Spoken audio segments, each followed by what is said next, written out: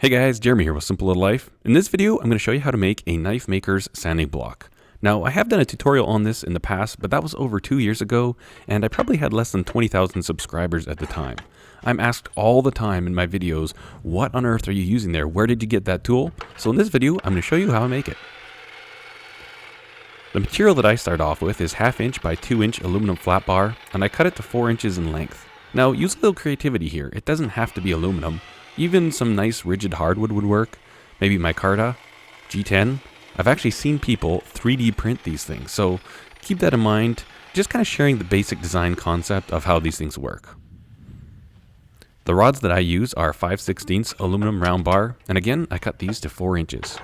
Now, if you don't want to make one of your own, I actually do have these available on my website, and I'm doing my very best this year to keep them in stock as much as I possibly can. They sell quite quickly, and I find I spend actually quite a bit of time making these just to make sure they're available for you guys. There's a link in the description below if you want to check that out. And we're going to need 2 of these little bars cut to 4 inches.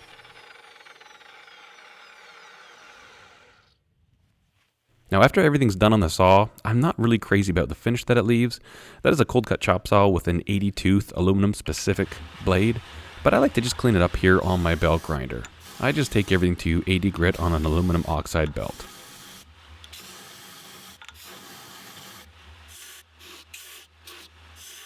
I take any hard corners off the edges, and then do the same thing to the round bars.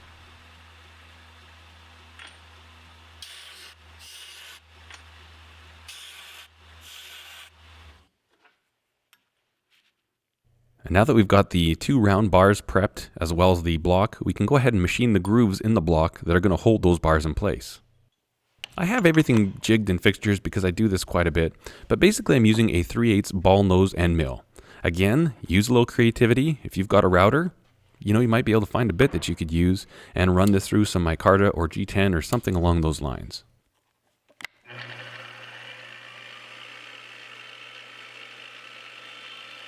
I use a cordless drill as a makeshift power feed for this little milling machine.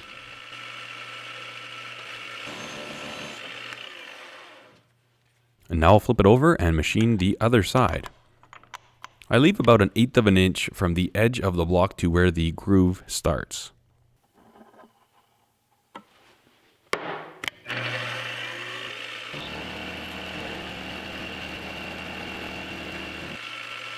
Now, these 2 grooves that we've machined are where the 2 round bars are going to sit, and essentially they're going to kind of pinch down on the paper. The next step is we need to machine some grooves that are perpendicular to these that the rubber O-rings are going to sit in.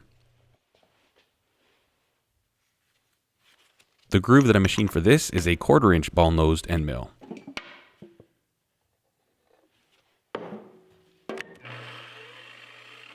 And the first thing I'll do is put the 2 grooves in on the bottom of the sanding block.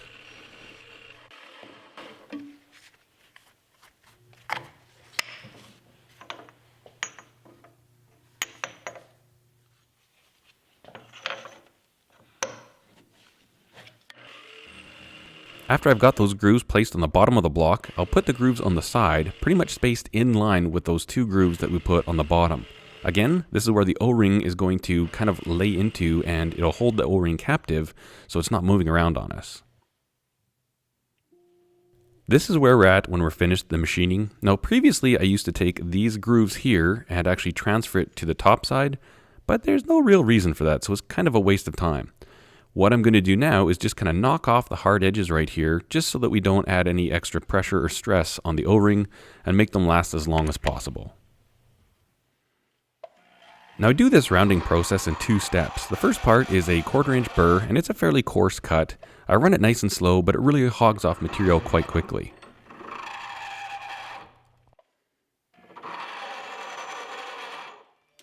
The second step is with a diamond burr, and this just really smooths out those transitions and gives a much better surface finish to those radius portions. Once all of the machining and deburring processes are finished, I'll clean up all those grooves with a stainless steel wire brush on my pneumatic die grinder. This just does a really good job at cleaning up all the grooves and removing any burrs that might be left inside of those grooves that we've machined. And with all the grooves that we've machined nicely deburred and cleaned up, I like to clean up the outside edges, knock off any burrs that might be there as well.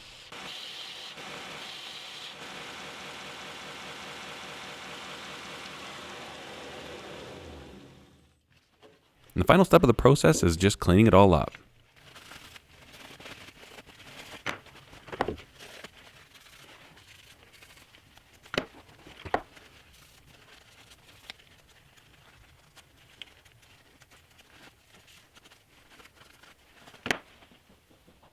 Now I'll show you how I cut down my pieces of paper to fit with the sanding block. Most standard sheets of paper that I use come in a 9" by 11". I lay them out, and at first I'll cut 2 inches off of the 11" length.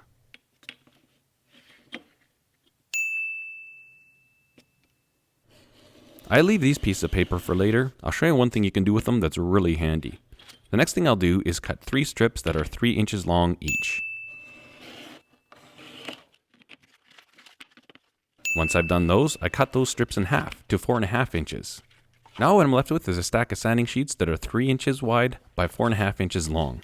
I find this to be an ideal size to fit into my sanding block.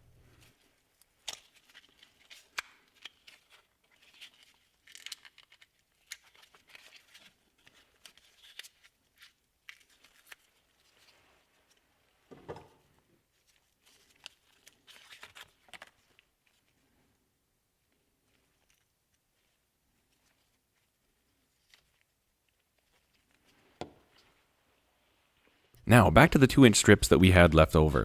You can just use them as they are, kind of rip off little pieces of them now and then. But one thing I like to do is kind of lay them on the table, roll a piece of Gorilla Tape on them, and cut them into really, really thin strips.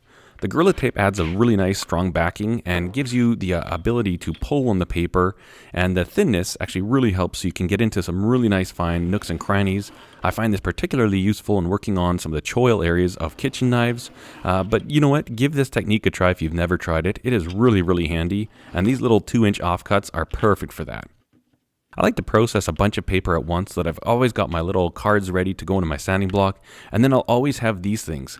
And what I'll do is I'll leave the sticky tab on there so that I can just kind of hang them on the wall around my workbench, and when I need them, it's literally as simple as just grabbing them off and using them. A little bit of prep work like this sure makes the entire process of hand sanding much, much quicker.